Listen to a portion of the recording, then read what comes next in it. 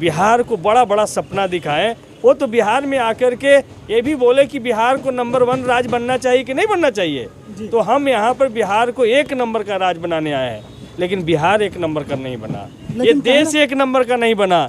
लेकिन इस देश में 609वें नंबर पर रहने वाला उद्योगपति अडानी देश का नंबर 1 और दुनिया का नंबर 2 उद्योगपति बने। जिस बात को आपको पूछना चाहिए वो बात पूछ नहीं रहे हैं। जो पोस्ट मैट्रिक छात्रवृत्ति, जो फ्री सिप कार्ड का मामला है, तो हम तो यही तो कह रहे हैं कि केंद्र सरकार अपने वादा को पूरा करे। कि बिहार जैसे पिछड़े राज्य को विशेष राज्य का दर्जा दे, विशेष पैकेज दे, जिससे बिहार को और तेज़ी से आगे बढ़ाया जा सकता है। विधायकी कार्य में भी यदि हमारी बात नहीं सुनी जा रही है तो हम लोग बेल में आते हैं, नारेबाजी करते हैं, पोस्टर भी लहराते हैं, कार्रवाई को बाधित करते हैं। तो ये यहाँ तक ठीक है, लेकिन यदि हम माइक तोड़ देंगे तो ये जनता की प्रॉपर्टी है, ये कहीं से क्षमा योग नहीं है। जब से मोदी सरकार आए हैं केंद्र में तो उन्होंने 60-40 का रेशियो किया है, मतलब 60% सेंट्रल गवर्नमेंट देगी तो 40% राज्य सरकार को देना होगा।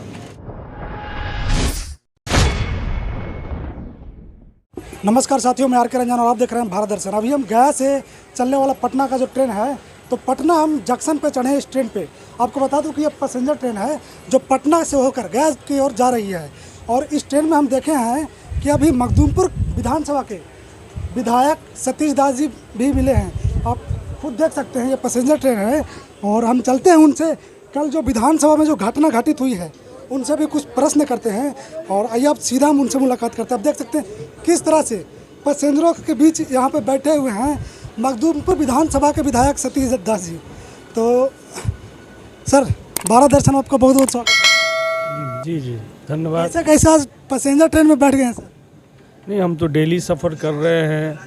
आज हम पहली बार इस ट्रेन से जा रहे हैं तो आप पे नज़र पड़ी कि आप भी इस ट्रेन में बैठे हुए हैं, तो किस तरह? नहीं, विधायकी कार्य के बाद क्षेत्र में जनता का बहुत सारा समस्या है और शादी विवाह का लगन भी चल रहा है। हमारे जनता निमंत्रण बहुत उम्मीद से देते हैं, तो उनको अटेंड करने के लिए ट्रेन से बेहतर कोई साधन नहीं है। भाग दौड़ में जनता का ही पैसा बर्बाद होता है, तो इस ट्रेन के सफ़र से सरकार हम लोग को कूपन देती है, तो उस कूपन के सहारे हम लोग टिकट बना करके और ट्रेन से सफ़र कर लेते हैं। समय भी बचता है, जाम में भी हम नहीं फंसते हैं। और फिर जहाँ जाते हैं वहाँ किसी का वाहन या ई रिक्शा ले करके उनके दरवाजे पर जा कर के निमंत्रण कर करके फिर ट्रेन पकड़ के फिर पटना वापस आ जाते हैं, क्योंकि फिर 5 बजे से विधायकी कार्य स्टार्ट होता है, शून्यकाल का समय स्टार्ट होता है और 10 बजे विधानसभा के अंदर फिर आना होता है।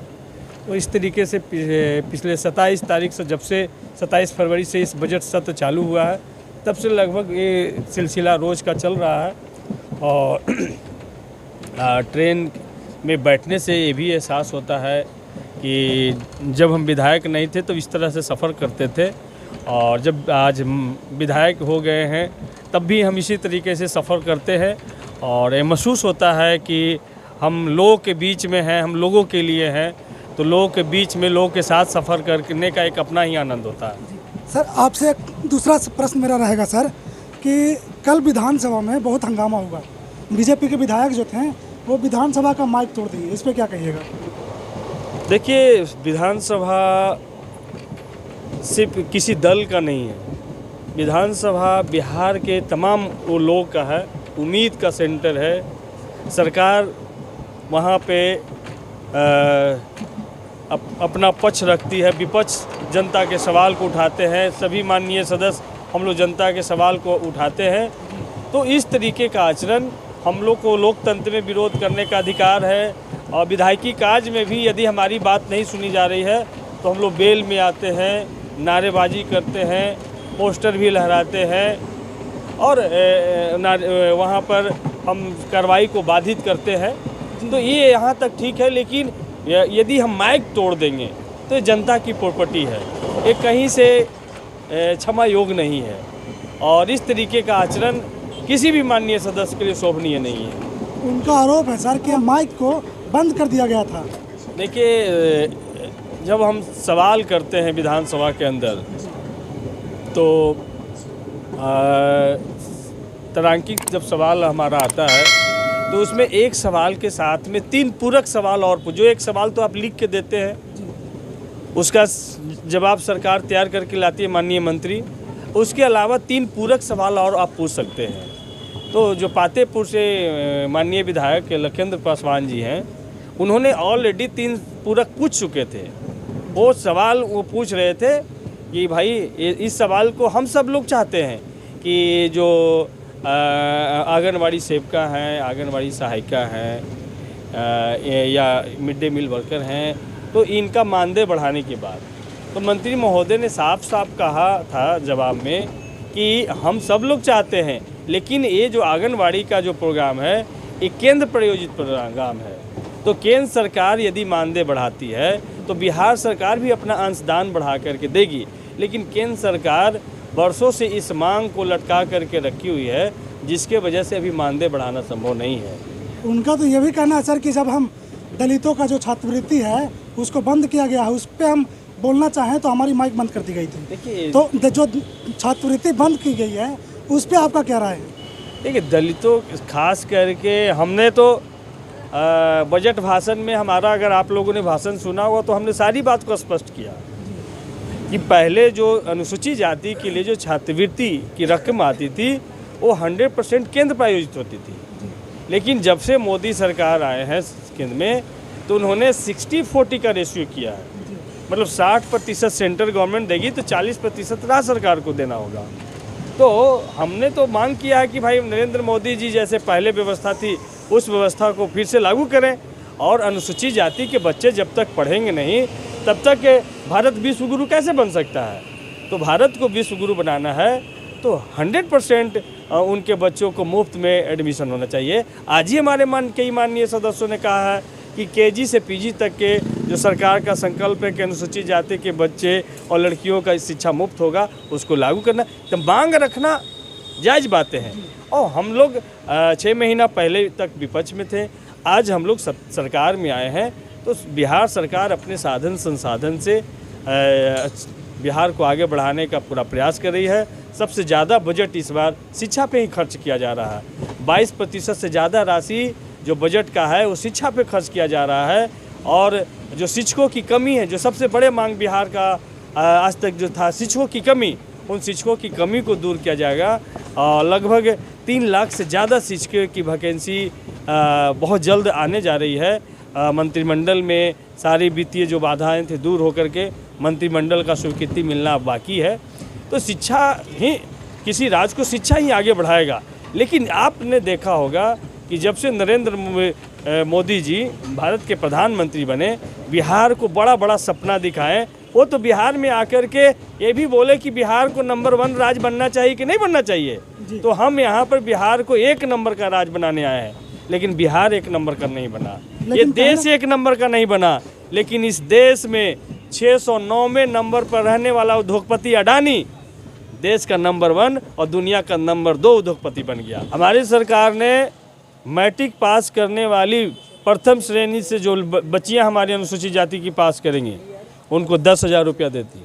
जो द्वितीय श्रेणी से पास करेगी उसको 8,000 रुपया देगी। जो इंटर पास करेंगी 25,000 रुपया दिया जाएगा। जो ग्रेजुएशन पास करेंगे उनको 50,000 रुपया दी जाती है आगे के पढ़ाई के लिए। और रही बात, जो जिस बात को आपको पूछना चाहिए वो बात पूछ नहीं रहे हैं, जो पोस्ट मैट्रिक छात्रवृत्ति, जो फ्री सिप कार्ड का मामला है। तो हम तो यही तो कह रहे हैं कि केंद्र सरकार अपने वादा को पूरा करे, कि बिहार जैसे पिछड़े राज्य को विशेष राज्य का दर्जा दे, विशेष पैकेज दे, जिससे बिहार को और तेज़ी से आगे बढ़ाया जा सकता है। बिहार जब तक यहाँ पे केंद्र का मदद नहीं होगा, सेंट्रल गवर्नमेंट, आज नीतीश कुमार जी और भाजपा लगातार 2014 से ये बीच में 2-3 साल छोड़ दे तो लगातार सरकार में थे, लेकिन केंद्र सरकार ने, नरेंद्र मोदी जी की सरकार ने बिहार के साथ में हमेशा सौतेला व्यवहार किया है। उसके बावजूद भी बिहार अपने दम पर आगे बढ़ रही है। आज मुख्यमंत्री हमारे अनुसूचित जाति के बच्चों के लिए 1,000 रुपया, जो छात्रावास में बच्चे रहते हैं उनको 1,000 रुपया प्रति माह देने का काम करती है। और छात्रावास जहां पर 30,000 से ज़्यादा आबादी वाला अनुसूचित जाति जहां निवास करते हैं, उनके पठन पाठन के लिए वहाँ 100 बेड वाला, और जहाँ पर 50,000 से ज़्यादा आबादी है वहाँ 720 बेड वाला छात्रावास का निर्माण किया जा रहा है। बच्चियों को शिक्षा दुरुस्त हो इसके लिए छात्रावास का निर्माण हो रहा है। तो हमारी सरकार लगातार काम कर रही है। शिक्षित बेरोजगारों को मुख्यमंत्री अनुसूचित जाति जनजाति उद्यमी योजना, जिसमें 10 लाख रुपया तक के उनको लोन बगैर इंटरेस्ट के, जिसमें 50% सब्सिडी है, उनको दिया जा रहा है कि आप बिजनेस को स्टार्ट करें और स्वरोजगार उत्पन्न करें और अपने लोगों को उसमें रोजगार से जोड़ें। तो सरकार इस दिशा में काम कर रही है। आने वाला दिन में अनुसूचित जाति के लिए बहुत सारा और काम होने जा रहा है। आशा ममता जो वर्कर हैं, जिसमें ज़्यादातर अनुसूचित जाति की महिलाएं काम करती हैं, उनको भी मानदेय बढ़ाने का काम हमारी सरकार आने वाले दिन में करने जा रही है। और तमाम जगह पे आप देखिएगा कि अनुसूचित जाति के लिए जो भी योजनाएं हैं उसको बड़े ही ट्रांसपेरेंट और पारदर्शी तरीके से हमारी सरकार लागू करने जा रही है। चलिए, धन्यवाद सर हमसे बात करने के लिए। यहाँ पर और भी कुछ महिलाएं हैं और भी कुछ लोग हैं, उनसे भी हम बात करेंगे। कहाँ घर हुआ भैया आपका? नदमा। विधायक जी के साथ आज आप बैठे हुए हैं, तो क्या कहिएगा इस पे? और कभी कोई विधायक को देखे थे पैसेंजर ट्रेन से सफ़र करते हुए? अब हम कैसे बताएं, अभी तो हम पहली बार हम जानते भी नहीं थे कि वो विधायक है। अच्छा, आप लोग रिपोर्टिंग कर रहे हैं तो जाना है कि वो विधायक है। और कभी देखे हैं कभी किसी दूसरे विधायक को? ऐसे तो हम कभी नहीं किसी को नहीं क्या कहिएगा इस पर क्या कहें, बहुत अच्छी बात है। ट्रेन में सफ़र करना भी चाहिए, लोग के इसे समझ में आना चाहिए, जनता से जुड़ के ही रहना चाहिए, क्योंकि नहीं जनता जुड़ के रहेंगे तो जनता के दूर कैसे पता चलेगा। आज ही सफ़र कर रहे हैं ट्रेन में तो इनका पता चल रहा है कि ट्रेन में से कैसे सफ़र किया जाता है। जो आप अपना परिचय दे दीजिए। कन्हैया कुमार, नदमा मेरा घर हुआ। धन्यवाद।